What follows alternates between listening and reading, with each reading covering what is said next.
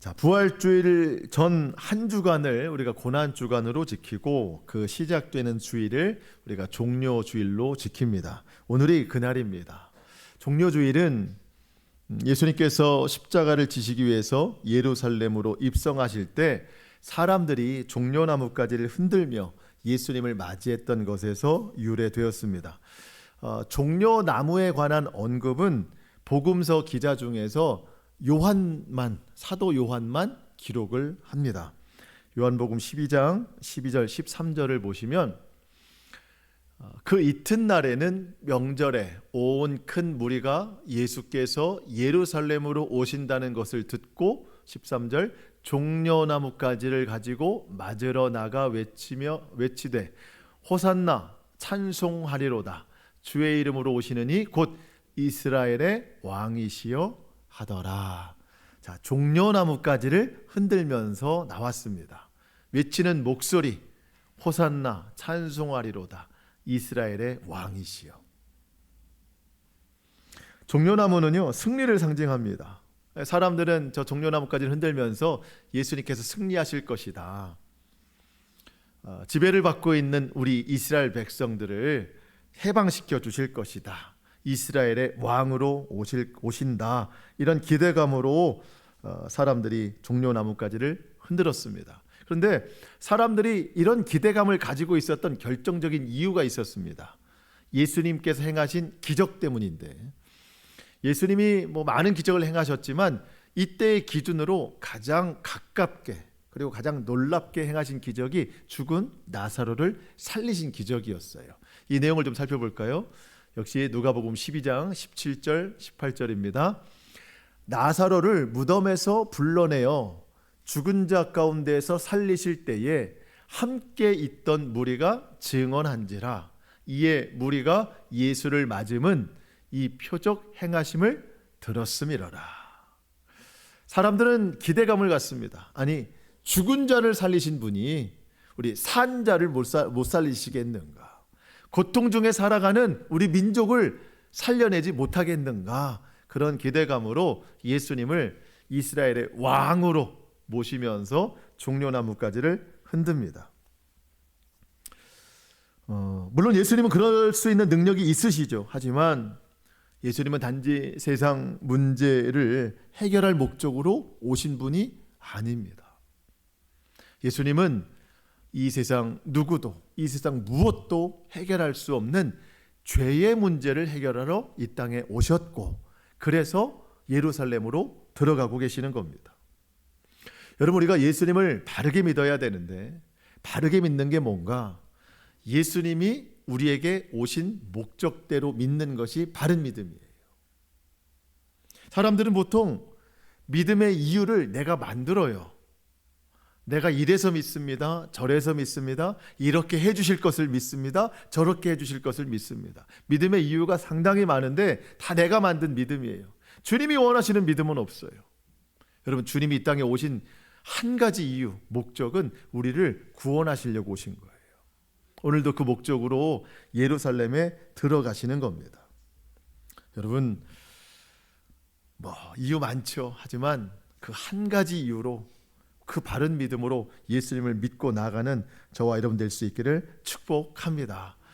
사실 예수님께서 예루살렘에 들어가실 때 사람들이 흔들었던 종려나무까지 그 의미는 잘못된 거였어요. 사실 우리가 그 의미로 오늘 종료주일을 지키는 건 아닙니다. 그건 잘못된 거예요. 종료주일을 지키는 참된 목적은 다른 데 있어요. 사도 요한이 성경에 여러 가지 글을 썼잖아요. 그 인생의 마지막에 유배된 섬에서 하나님이 주신 환상으로 기록한 글이 있는데, 그게 바로 요한계시록입니다. 요한계시록에 보면 참된 종료주일이 뭔가가 나와요. 우리가 그걸 지키는 겁니다. 요한계시록 7장 9절 10절인데요. 자, 이게 천국에서 일어나는 일입니다. 천국에서. 이 일 후에 내가 보니, 환상으로 본 거죠, 각 나라와 족속과 백성과 방언에서 아무도 능히 셀 수 없는 큰 무리가 나와서 흰 옷을 입고 손에 뭘 들었어요? 종려가지를 들고 보좌 앞, 하나님 앞과 어린 양 누구예요? 예수님 앞에 서서 찬송을 하는데 큰 소리로 외쳐 이르되 구원하심이 보좌에 앉으신 우리 하나님과 어린 양에게 있도다 하니. 여러분, 이게 종려주일인 거예요. 우리가 나중에 천국 가면은요, 하나님 앞에서 어린 양 대신 예수 그리스도 앞에서 그 피로 우리를 구원하신 그 은혜를 생각하면서 구원하심이 이 보좌와 어린 양께 있도다 하면서 그 손에 뭐가 들려있대요? 종려 가지가 잡혀있대요. 천국에서 그 찬송을 부르는 거예요. 이게 종려주일이에요. 그렇다면 우리는 어떤 마음으로 해야 되느냐? 그날에 내 손에 들려있을 그 종려나무까지 그 힘찬 목소리로 주님을 찬송할 그날을 소망하면서 오늘 내 마음에 종려나무까지를 흔드는 거예요. 이게 우리가 지금 지켜야 될 종려주일이라는 겁니다. 다른 목적으로 하는 거 아니에요. 여러분, 이렇게 그 종려주일을 우리가 잘 좀 이렇게 이해하고 넘어갔으면 좋겠어요.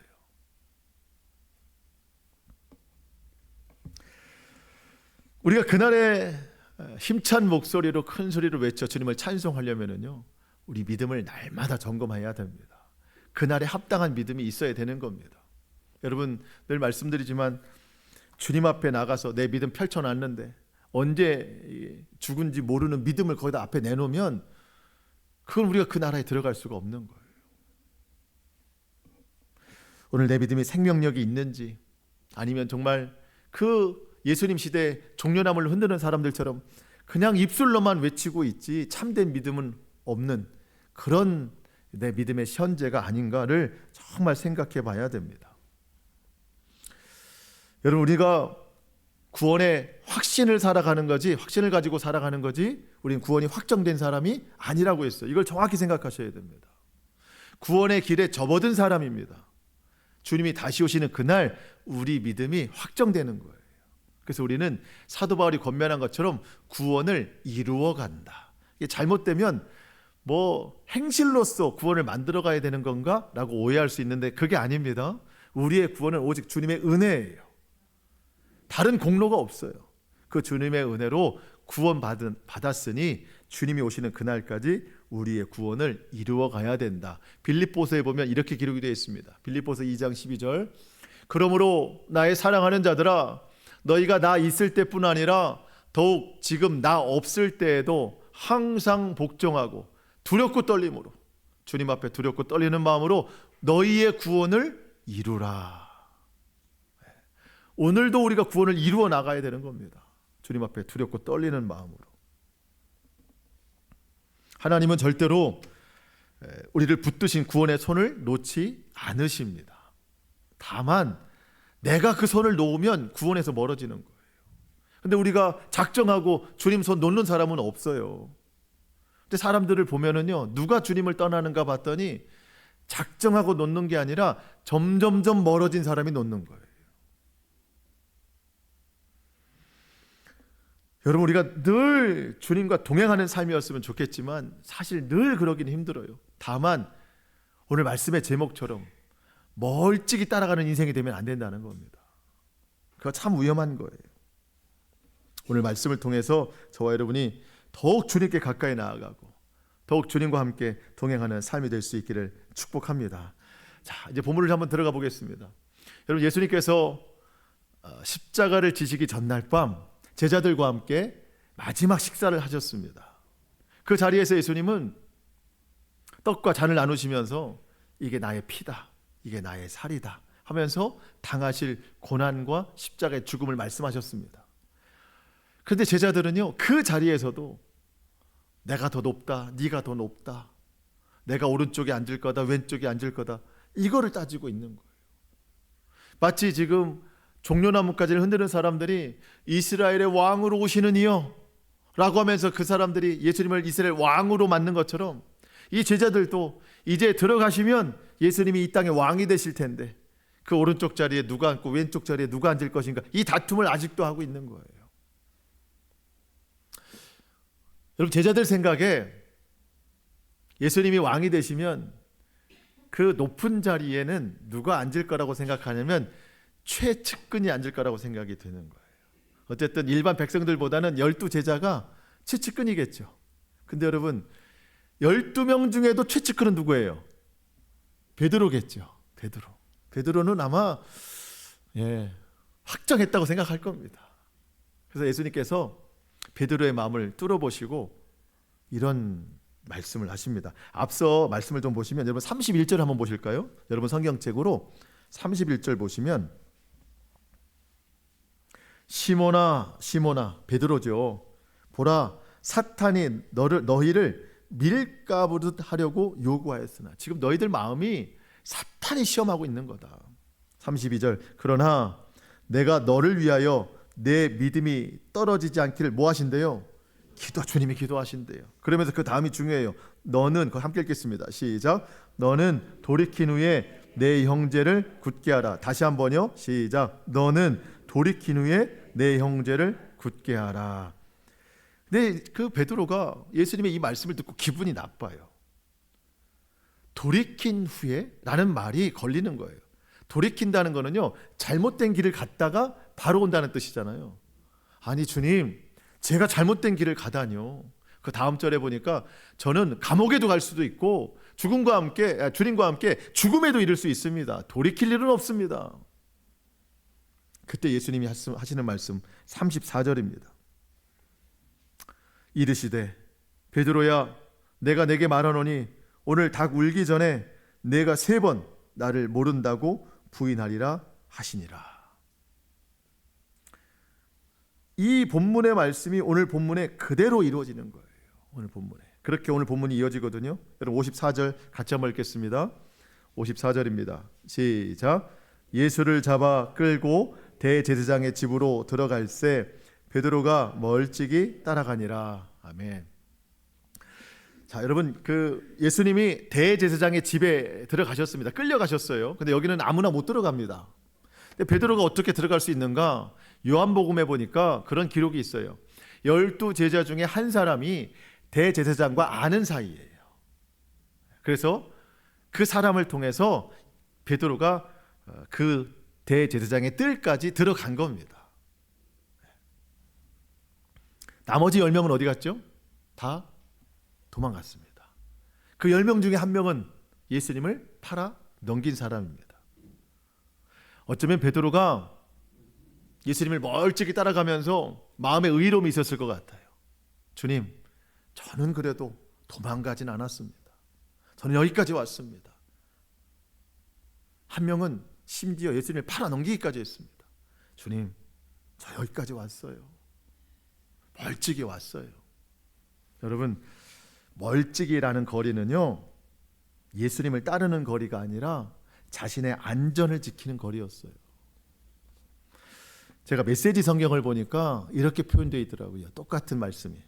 베드로는 안전한 거리를 두고 뒤따라갔다.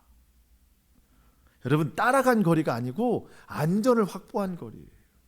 자기 의로움의 거리예요. 여차하면 도망가겠다는 거리입니다. 남들이 뭐라고 하면 난 모른다고 말할 수 있는 거리예요. 여러분, 멀찍이 따라가는 거, 이게 가장 위험한 거리예요.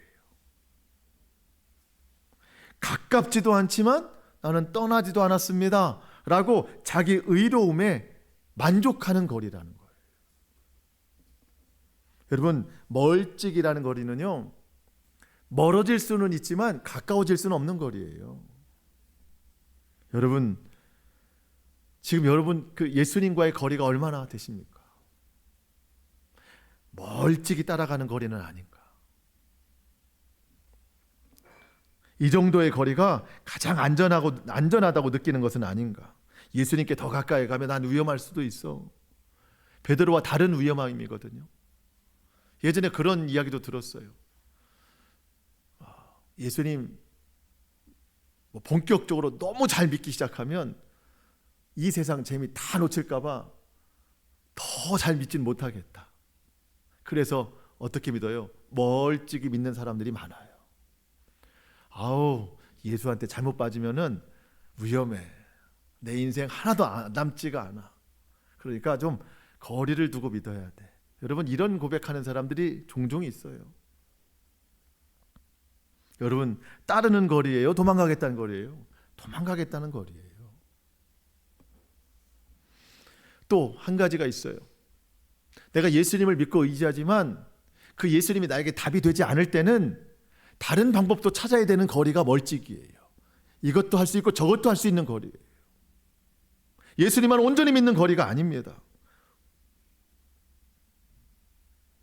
멀찍이 따른다는 게 이렇게 위험한 일이에요.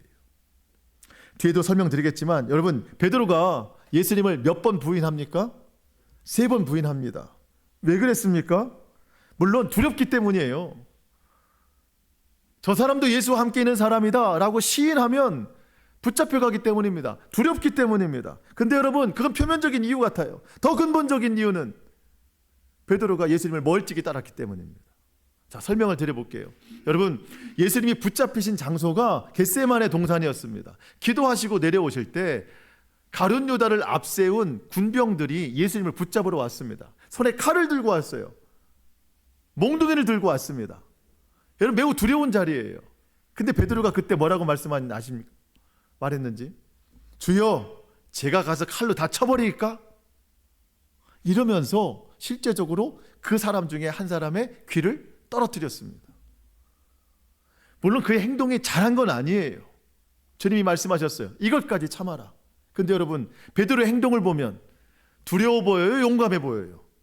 용감해 보이죠. 왜 그래요? 주님과 함께 있기 때문에 그래요. 주님과 가까이 있기 때문에 그런 거예요. 근데 왜 지금 부인하고 있죠? 주님과 멀리 있기 때문입니다. 여러분, 주님을 부인하는 건 두려운 이유도 있지만 더 근본적인 이유는 예수님과 멀리 있기 때문이에요.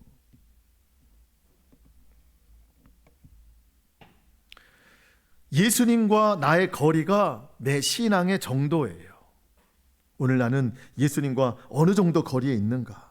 아직 멀찍이 있다면 오늘 이 말씀을 통해서, 예배를 통해서 주님께 더욱 가까이 나는 믿음이 되시기를 축복합니다. 가까이 나가야 된다. 여러분, 가까이 나가야 된다는 게 예배의 자리를 뜻하는 건 아니에요. 여러분, 솔직한 말로 예배의 자리에 나와 있지만 마음으로는 예수님과 멀 때가 얼마나 많습니까? 예배에 집중이 안 되고 다른 잡념이 들어가고 고민이 있고 염려가 걸릴 때, 몸은 가까이 나왔지만 마음이 멀어질 때가 얼마나 많아요.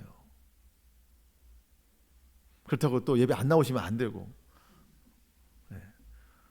예배 당연히 드려야 되는데 몸의 거리가 아니라 마음의 거리가 더 가까워야 된다는 거죠. 여러분, 오늘도 하나님이 우리에게 말씀을 주시는데 말씀의 양식을 가지고 세상에 나가야지, 말씀이 없이 몸만 왔다 가면은 몸은 가까웠지만 마음은 또 멀어지는 거로 되는 거예요. 그리고 여러분, 기도 생활을 충실히 하시기 바랍니다. 성전에서도 기도하시지만 일상에서도 예수 그리스도의 이름을 부르면서 기도하시기 바랍니다. 기도는 주님과 대화예요. 대화를 멀리하는 사람이 있어요? 대화는 가까이 하는 거예요. 대화 자체가, 기도 자체가 주님과 가까이 있는 거예요. 그러니까 여러분, 늘 주님과 기도하는 삶을 살기를 축복합니다. 내 안전을 지킨다고 멀리 있는 거는, 그건 불안한 일이고요. 내가 주님과 가까이 있을 때 성령님께서 나의 안전을, 평안을 지켜주실 줄 믿습니다. 55절로 57절 이어서 보겠습니다. 사람들이 뜰 가운데 불을 피우고 함께 앉았는지라. 지금이 새벽 시간이거든요. 어둡고 추운 시간입니다. 베드로도 그 가운데 앉았더라. 56절, 한 여종이 베드로의 불빛을 향하여 앉은 것을 보고 주목하여 이르되 이 사람도 그와 함께 있었느니라 하니. 57절, 베드로가 부인하여 이르되 이 여자여, 내가 그를 알지 못하노라 하더라. 어둡고 추운 시간입니다. 불을 피워놨어요. 사람들이 모여 있습니다. 베드로가 불을 향하여 앉아 있습니다. 불빛에 몸을 녹여보지만 마음은 여전히 추워요. 죄책감 때문에. 그 불빛으로 어둠을 밝혀서 주변을 살펴보지만 마음은 여전히 어둡습니다. 내가 주님을 지키지 못했다는 자책감 때문에. 오히려 사람들 틈에서 안전을 누리려고 했던 그 불빛이 자신을 드러내는, 고발당하는 이유가 됐습니다. 왜 그러냐면 한 여종이 베드로가 불빛을 향하여 앉아 있는 것을 보고 그 불빛이 베드로를 보게 한 거예요. 그래서 고발당했습니다. 의미는 좀 다르지만 저 이렇게 해석이 됐어요. 여러분, 그동안 예수님께서 베드로와 12 제자들에게 자주 하셨던 말씀 중에 하나가 등불이에요. 등불을 켜서 저 아래다 놓지 않는다. 위에다 놓는다. 너희는 세상의 빛이다. 너희가 빛이다. 어두운 세상을 비춰야 된다.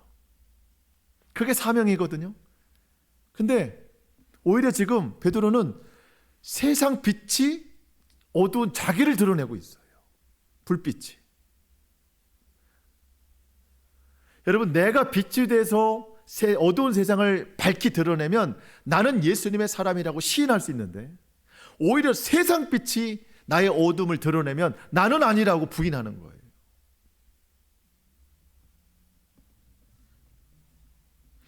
베드로가 막 부인하면서 화를 내잖아요. 나는 그를 알지 못하노라. 왜 이렇게 부인한다고요? 말씀드린 것처럼 주님과 가까이 있지 않기 때문입니다. 어느 때는 막 그 예수님이 기적을 행하실 때는 나는 예수님의 사람이다 하면서 그 백성들로 하여금 선생님이라는 말도 듣고 하니까 얼마나 좋았어요. 그때는 막 드러냈는데 주님과 멀리 있으니까 부인하는 거예요. 여러분, 우리 빛으로 살아야 됩니다. 우리의 입술로도 주님을 시인하지만 내 삶으로도 예수 그리스도를 시인하는, 드러내는 빛의 삶을 잘 살아내야 되겠습니다. 자, 이렇게 한 여종이 당신도 예수님의 사람 아니냐 했을 때 첫 번째로 부인했습니다. 58절, 60절 보니까 두 번 부인하는 이야기 또 나오거든요. 58절입니다. 조금 후에 다른 사람이 보고 이르되 너도 그 도당이라 하거늘 베드로가 이르되 이 사람아 나는 아니로라 하더라. 두 번째 부인입니다. 세 번째 59절. 한 시간쯤 있다가 또 한 사람이 이번에는 장담하여 이르되 이는 갈릴리 사람이니 참으로 그와 함께 있었느니라. 베드로가 세 번째 부인합니다. 60절. 베드로가 이르되 이 사람아 나는 내가 하는 말을 알지 못하노라 하고 아직 말하고 있을 때 닭이 곧 울더라. 여러분, 사람들은 왜 세 번이나 그 베드로를 고발했을까요? 한 번 아니라고 했으면 아닌 줄 알아야지. 물론 사람들은 달라지지만 그 장소에서는요, 이게 다 드러나게 돼 있습니다. 아니, 한 번 아니라고 했으면 됐지. 왜 잠시 후에 또 물어보고 또 다른 사람이 왜 물어볼까요? 물론 베드로가 자꾸만 부인했기 때문입니다. 또 우리 생각으로는 예수님이 세 번 부인할 거라고 말씀하셨기 때문이지. 근데 여러분, 물어본 사람들이 예수님이 그렇게 할 거라는 걸 알아요, 몰라요? 모르죠. 예수님이 그렇게 사람들이 할 것을 알고 예언하신 것이지 사람들은 예수님이 그렇게 말씀하신 걸 몰라요. 그러면 왜 사람들은 세 번이나 베드로에게 물어봤을까? 그것은 베드로가 예수님과 함께 있었던 사람이라는 것이 너무나도 확실하게 보였기 때문입니다. 베드로가 부인하면서 자신을 아무리 숨겨도 다른 복음서에서는요, 맹세코 부인하노니라고 나오고 저주하면서까지도 부인했거든요. 아니, 그 정도 했는데도 사람들이 아니야, 당신도 예수의 사람이야 라고 세 번이나 물어보는 건 숨길 수 없는 정체성이 있기 때문이에요. 전 저와 여러분이 이래야 된다고 생각해요. 부인하는 거 말고 사람들이 두 번이고 세 번이고 당신 예수 사람 맞지라고 물어볼 수 있는 정체가 드러나는 사람. 세 번째 묻는 사람이 그랬어요. 당신도 갈릴리 사람인 거 보니까 예수랑 함께 있었다는 사람 맞지? 이 억양, 아마 갈릴리 사투리가 나왔나 봐요.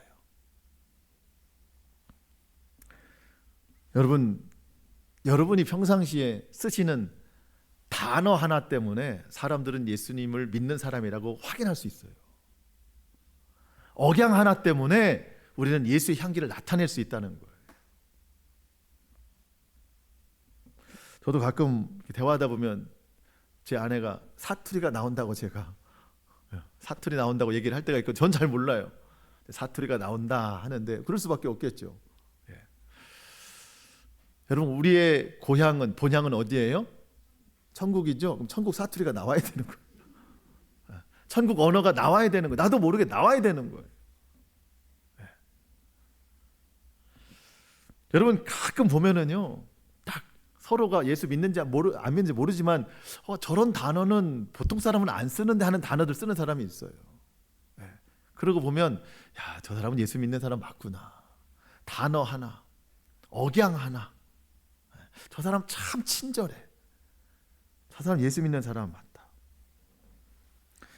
여러분, 입술로도 그렇지만 삶으로도 단어 하나라도 내게서 예수가 시인되어야 된다는 겁니다. 제가 그래서 그런 생각을 한번 해봤어요. 혹시 여러분, 누가 여러분에게 예수님 믿으세요? 라고 물어봤는데 내가 뭐 장난이든지 아니면 얼떨결이든지 아니요 라고 대답했는데 그 사람이 하는 말이 그렇죠? 라고 대답한다면 그게 내 신앙의 현 주소예요. 안 믿죠? 안 믿는 사람 같았어. 근데 같은 상황에 혹시 예수님 믿으세요? 그런데 내가 장난으로 아니요 그랬는데 아닌데 분명히 믿는 사람 같은데, 우리 이런 말 들어야 된다는 얘기를 하는 거예요. 두 번, 세 번 계속 물어보고 싶은 사람, 믿는 것 같은데. 오늘 성경에 뭐라고 얘기해요? 세 번째 사람이 장담하여 이러건대, 누가 나에게 내가 장담하는데 당신은 예수님 믿는 사람 같아요. 이런 분명한 정체성이 있어야 된다는 거죠. 그렇게 여러분, 우리가 다른 의심이 아니라 그런 의심 좀 받고 살아야 된다는 겁니다. 그런 의심. 예. 오늘 참 내 믿음의 점검이 필요합니다. 자, 누가복음은요, 다른 복음서랑 조금 다르게 표현되는 게 있는데, 베드로가 3번을 부인하자마자 닭이 울었다. 그리고 베드로가 그 닭 우는 소리가 들려서 예수님 말씀하신 게 기억이 나서 심히 통곡했다라고 다른 복음서는 이야기하는데, 누가복음은 조금 달라요. 베드로가 통곡하는 것은 닭의 울음소리가 아니라 닭의 울음소리가 들린 후에 예수님의 눈빛을 보고 심히 통곡했다. 이렇게 연결이 됩니다. 61절, 62절은 마지막 같이 한번 읽어보겠습니다. 61절 시작. 주께서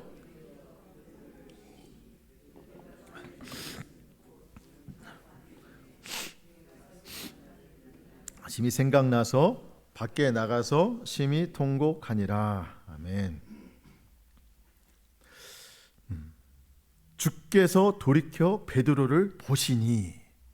근데 여러분, 베드로가 아마 그런 생각했을 거예요. 주님은 지금 베드로랑 같은 위치에 있는 게 아닙니다. 주님은 지금 신문을 받으시고 계시는 거예요. 대제사장 앞에 있는 거예요.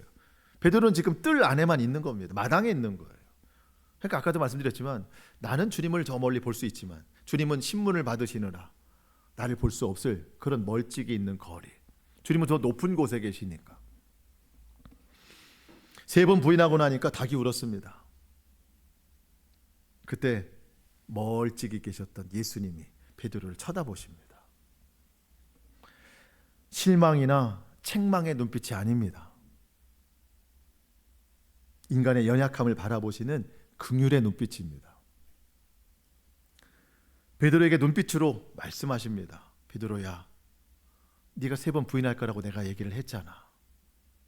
근데 그 3번 부인하는 것이 너의 결론은 아니야. 아까 우리가 잠깐 함께 2번 읽었던 베드로야, 너는 돌이킨 후에 내 형제를 굳게 해라. 그 눈빛이에요. 베드로야, 이 3번 부인한 것이 너의 결론이 아니야. 잠시 넘어질 수 있지만 다시 일어난 후에, 다시 돌이킨 후에 너와 같이 부인하는 형제들이 있다면, 넘어지는 형제들이 있다면 그들을 굳게 해라. 여러분, 그 말씀이 생각이 난 거예요. 그 말씀으로 베드로가 사도행전에 가서 그 넘어진 형제들을 굳게 하지 않습니까? 그런 비교가 좀 되더라고요. 새벽 시간 춥고 어두운데 사람들은 불을 피워놨습니다. 그 불빛으로 베드로가 변화된 건 아니었어요. 하지만 그 불빛보다 더 따뜻한 예수님의 눈빛으로 베드로가 변화되기 시작했습니다. 여러분, 그 베드로의 통곡, 회개의 눈물, 그것이 그의 결론이 되기 시작했습니다. 여러분, 예수님은 지금도 우리를 지켜보고 계십니다. 여러분, 예수님은요, 한 번도 우리에게 실망하시지 않습니다. 주님의 따뜻한 눈빛으로 우리를 바라보시면서 우리가 지금도 죄에서 돌이키기를, 또 욕심에서 자유하기를 원하십니다.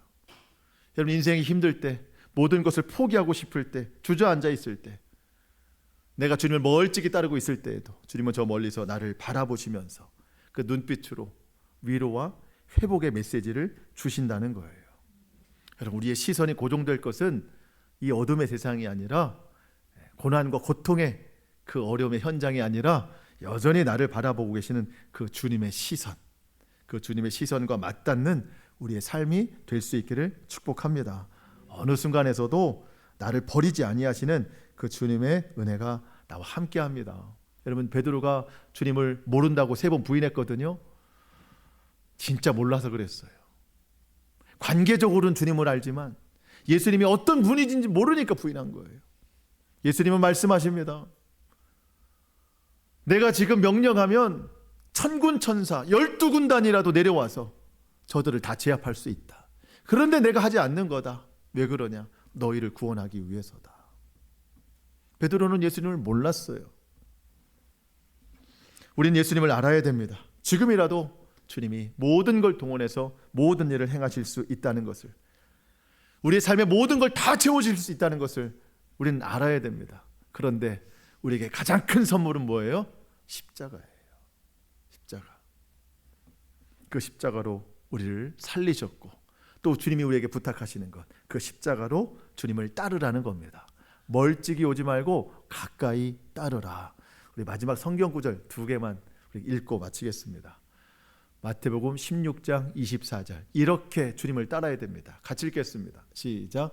이에 예수께서 제자들에게 이르시되 누구든지 나를 따라오려거든 자기를 부인하고 자기 십자가를 지고 나를 따를 것이니라. 아멘. 예수님 부인하는 게 아니고요, 나의 옛사람을 부인하는 거예요. 내 옛사람은 예수님 십자가에서 다 죽었어요.